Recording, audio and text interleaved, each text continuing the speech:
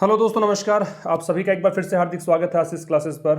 Quiz number 4 हम discuss करने वाले हैं। उससे पहले बता दूं कि आपको एप्लीकेशन डाउनलोड कर लेना है आशीष क्लासेस, जिसका लिंक आपको डिस्क्रिप्शन में दिया है। यहाँ पर कुछ कोर्सेज अवेलेबल हैं, जैसे कि ग्रामर का कोर्स है, ट्रांसलेशन वाला बैच चल रहा है, हिंदी टू इंग्लिश ट्रांसलेशन आप सीख सकते हैं।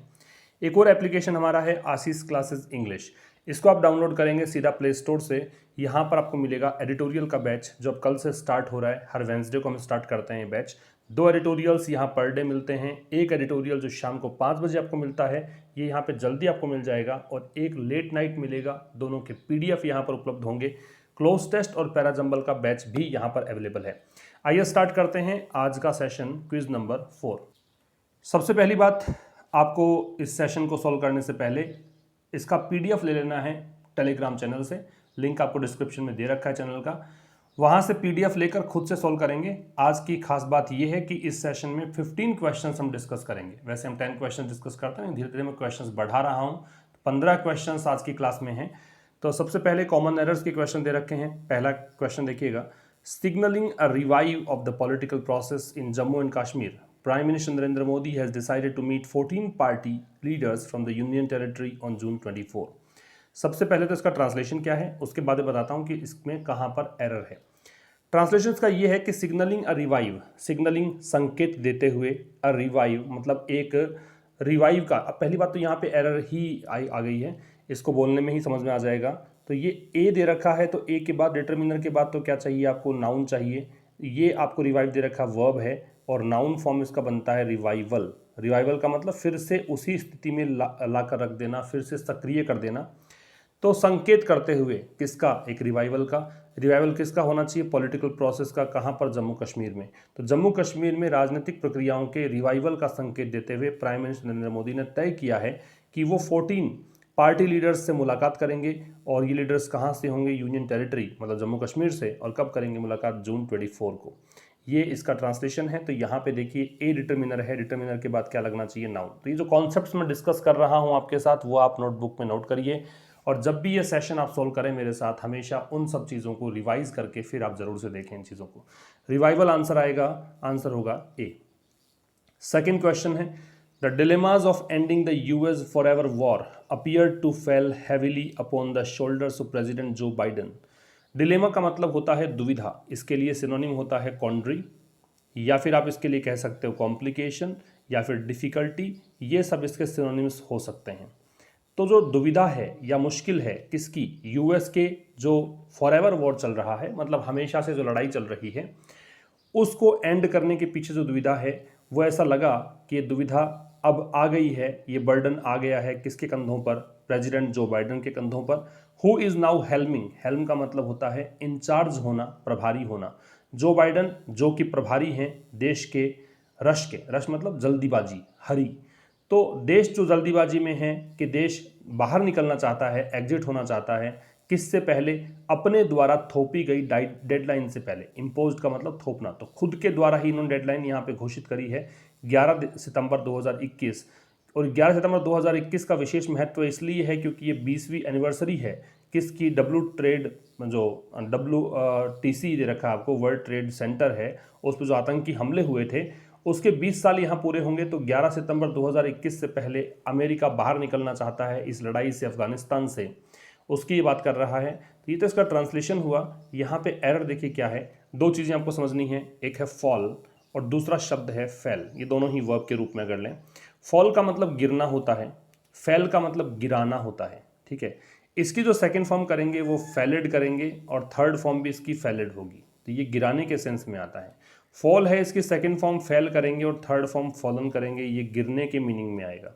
ठीक है, तो यहाँ पे आप देखिए कि जो दुविधाएं हैं US के फॉरएवर वॉर को एंड करने की, ये ऐसा लगा कि दुविधाएं, अब ये दुविधाएं तो गिरा नहीं सकती, ये तो गिर गई हैं। ये तो मतलब कहें कि ये दुविधाएं जो हैं आ पड़ी हैं, ये रेस्पॉन्सिबिलिटी आ गई है इनके कंधों पर, इसलिए फेल यहाँ पे गलत है। इसके स्थान पे होना चाहिए फॉल, ए।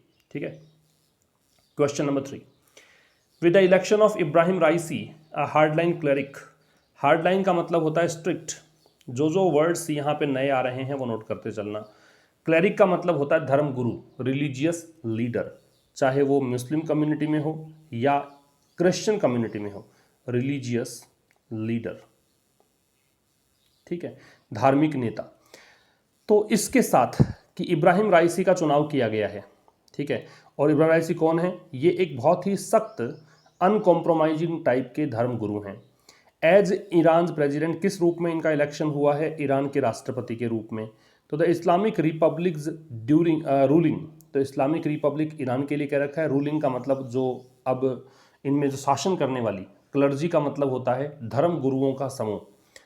अब मैं आपको बता दूं, आपको यहाँ पे एरर क्या है कि क्लर्जी जो शब्द है ये एक नाउन है, ये प्लूरल नाउन होता है। तो इसका मतलब ना तो इसके साथ एस और एस आप जोड़ सकते हो क्योंकि ये ऑलरेडी प्लूरल है, और सेकंड थिंग इसके साथ आने वाली वर्ब है वो प्लूरल ही आती है। तो यहाँ पे हैव आएगा, हैज़ नहीं आएगा क्योंकि ये प्लूरल फॉर्म में है, ठीक है। क्लर्जी प्लूरल है, इस कारण से यहाँ पे हैव आना चाहिए, हैज़ नहीं आना चाहिए। बी आपका आंसर होगा। एक बार मैं इसका ट्रांसलेशन फिर से कर देता हूँ कि इब्राहिम राइसी के इलेक्शन के साथ ही इन्हों को नया राष्ट्रपति चुना गया है, और इनकी बात बता रखी है कि ये एक बहुत ही स्ट्रिक्ट टाइप के धर्म गुरु हैं। तो इसके साथ ही जो ईरान का रूलिंग क्लर्जी है, जो धर्म गुरु, जो या फिर कहें कि धर्म गुरुओं का जो समूह है जो वहाँ पे सत्ता संभाले हुए है, इसने अपने जो ग्रिप है, अब देखो देयर प्लूरल है इसी कारण से तो आया था, तो इसलिए हैज के स्थान पे हैव करेंगे। इन्होंने अपनी पकड़ है वो सभी जो पावर के संस्थान हैं, इंस्टीट्यूशंस हैं, उन सब पर इसने पकड़ बना ली है, या फिर अपनी पकड़ को और ज़्यादा टाइट कर लिया है, ये कहना चाहता है, ठीक है। तो यहाँ पे क्लर्जी के साथ में आने वाली वर्ब है वो प्लूरल होगी, तो हैज के स्थान पे have. Number 4, while the reformist के बारे में कह रखा है कि एक पावरफुल कॉन्स्टिट्यूएंसी है। कॉन्स्टिट्यूएंसी निर्वाचन क्षेत्र को बोलते हैं, मतलब वोटर्स के ग्रुप को बोलते हैं।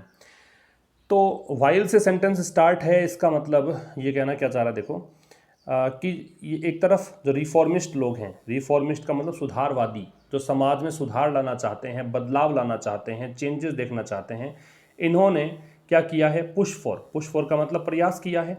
किसके लिए? ग्रेजुअल रिफॉर्म्स के लिए, कि धीरे धीरे सुधार आ जाए। और कैसे किया है? रेलिंग बिहाइंड, इस काम को करके, बाई के साथ आईएनजी लग गया। रैली का मतलब यहाँ पे है इकट्ठा होना, किसी कोज के लिए इकट्ठा होना, किसी काम की पूर्ति के लिए इकट्ठा होना, साथ में आना, इसको रेलिंग बोलते हैं। और यहाँ पे ये किस प्रकार से सुधार लाना चाहते थे कि जो नेता हैं, जैसे कि मोहम्मद खतामी जैसे नेता हैं, हसन रूहानी जैसे नेता हैं, उनके पीछे खड़े होकर ये सुधार लाना चाहते थे। और दूसरी तरफ है कंजर्वेटिव जो है रिफॉर्मिस्ट से उल्टा काम करते हैं, ये सुधार चाहते हैं, ये चेंजेस चाहते हैं, ये चेंजेस का विरोध करते हैं। तो ये जो कंजर्वेटिव लोग हैं, इन्होंने हमेशा ही पुशबैक किया। पुशबैक का मतलब है इस चीज़ का खंडन किया, इन्होंने इस चीज़ को रिजेक्ट किया, वो सुधार नहीं देखना चाहते थे। ये तो इसका ट्रांसलेशन है। यहाँ पे दोस्तों कोई एरर नहीं है, नो एरर है, everything is fine. Number 5, he had contested the 2017 presidential election, उन्होंने भाग लिया इस राष्ट्रपति चुनाव में। 2017 के जो चुनाव हुए उसमें भाग लिया, बट लॉस्ट, लेकिन ये हार गए। किसके सामने हार गए? मिस्टर रूहानी के सामने। जब आप किसी के सामने हारने की बात करते हो या किसी के सामने घुटने टेकने की बात करते हो, तो वहाँ पे टू लगता है preposition, the lost to mister Rouhani होना चाहिए। बी आपका आंसर आएगा, वरना टू के बगैर ये मीनिंग नहीं दे पाएगा। He had contested 2017 presidential elections, उन्होंने भाग लिया 2017 के राष्ट्रपति चुनाव में, लेकिन वो मिस्टर रूहानी के सामने हार गए। Who was seeking A second term, और मिस्टर रूहानी के बारे में कहा गया है कि ये वो शख्स है जो कि सेकेंड टर्म, सीक करने का मतलब कोशिश करना, चाहना, जो चाह रहे थे लगातार दूसरी बार सत्ता में आ जाए राष्ट्रपति बनकर। आंसर होगा बी। नंबर 6, तो आज एरर्स की संख्या हमेशा 5 हम डिस्कस करते हैं एरर्स, अभी संख्या मैंने बढ़ा दी है। तो नंबर 6 देखिए, the talent acquisition strategy of the Bharatiya Janata party. BJP की जो टैलेंट एक्विजिशन स्ट्रेटजी है, टैलेंट एक्विजिशन का मतलब होता है प्रतिभा को एक्वायर करने की स्ट्रेटजी। एक्विजिशन मतलब एक्वायर करना, प्राप्त करना। तो प्रतिभा को प्राप्त करने की जो स्ट्रेटजी है बीजेपी की, गोज फार बियॉन्ड सच फेमिलियर अपॉर्चुनिज्म, वो इस प्रकार का जो जाना पहचाना अवसरवादिता है उससे भी कहीं ज़्यादा आगे तक जाता है। ये इसका ट्रांसलेशन है, यहाँ पर कोई एरर नहीं है, डी आपका आंसर आएगा। आपको यहाँ लग सकता है कि सच ए लगा दें, लेकिन अपॉर्चुनिज्म है वो काउंटेबल नाउन नहीं है, अनकाउंटेबल है, इसलिए आर्टिकल लगेगा नहीं, सब कुछ ठीक है। बीजेपी से पहले द है क्योंकि राजनीतिक पार्टी दे रखी है, ठीक है। Number 7, BJP has achieved significant growth in West Bengal in a short span of time. तो बीजेपी ने थोड़े से समय के अंदर वेस्ट बंगाल में एक बहुत बड़ी ग्रोथ अर्जित की है, ये इसका ट्रांसलेशन है। बीजेपी राजनीतिक पार्टी है, इसलिए यहाँ पे क्या लग जाएगा, द बीजेपी, क्योंकि बीजेपी राजनीतिक पार्टी है इसलिए द का प्रयोग करना चाहिए। ये द नहीं लगा रखा, इसलिए आपका आंसर क्या हो जाएगा, ए। इसके बाद नंबर 8 की अगर बात करें तो had it relied more on leaders who had organically grown with it the BJP would not be in such an embarrassing position. ये कंडीशनल सेंटेंस है, थर्ड कंडीशनल सेंटेंस का पार्ट है। थर्ड कंडीशनल सेंटेंस में क्या होता है, एक तरफ हैड के साथ वर्ब की थर्ड फॉर्म, जो सबऑर्डिनेट क्लोज है वहाँ पे तो ये मिलता है। फिर जो मैन क्लोज है वहाँ पे वुड है, शुड है, कुड है, माइट है, ये सब मिलता है प्लस वर्ब की थर्ड फॉर्म। तो ये एक तरीका रहता है इसको करने का। तो यहाँ देखिए इसने क्या किया, इफ को हटा के हेड को बाहर निकाल लिया, इसका मतलब ये इन्वर्जन हो गया। तो हेड के साथ वर्ब की थर्ड फॉर्म है एक तरफ, लेकिन दूसरे साइड में वुड हैव प्लस वर्ब की थर्ड फॉर्म, लेकिन देखो यहाँ पे वुड है, हैव नहीं दे रखा, तो नॉट के बाद लगेगा हैव।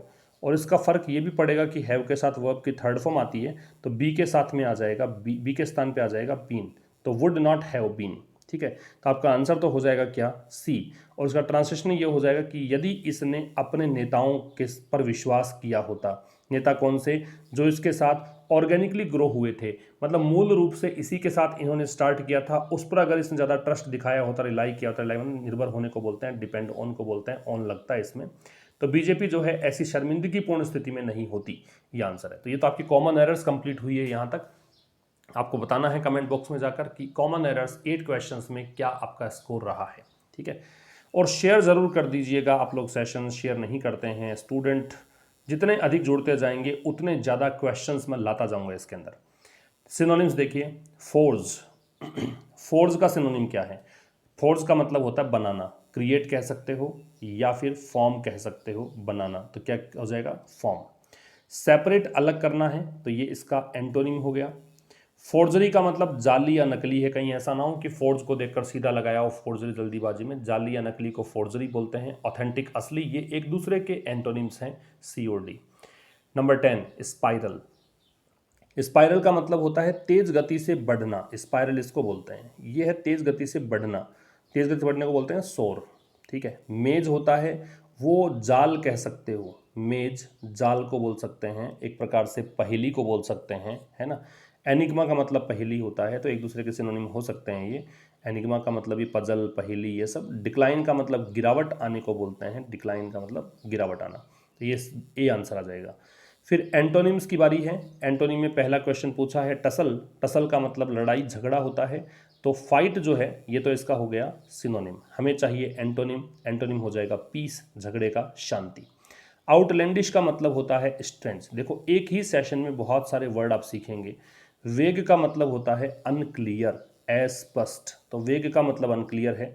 आउटलैंडिश का स्ट्रेंज है। अच्छा, वेग के स्थान पर एक और स्पेलिंग बता दूं मैं, VOGUE, अगर ए के स्थान पर ओ होता तो इस वोग का मतलब होता फैशन, अगर वेग के स्थान पर वोग करोगे तो इसका मतलब फैशन, चलन, प्रचलन, ठीक है, ये होता है। और वेग का मतलब अनक्लियर, हेजी भी कर सकते हो, HAZY, धुंधला, अस्पष्ट, ये सब इसके सिनोनिम होंगे।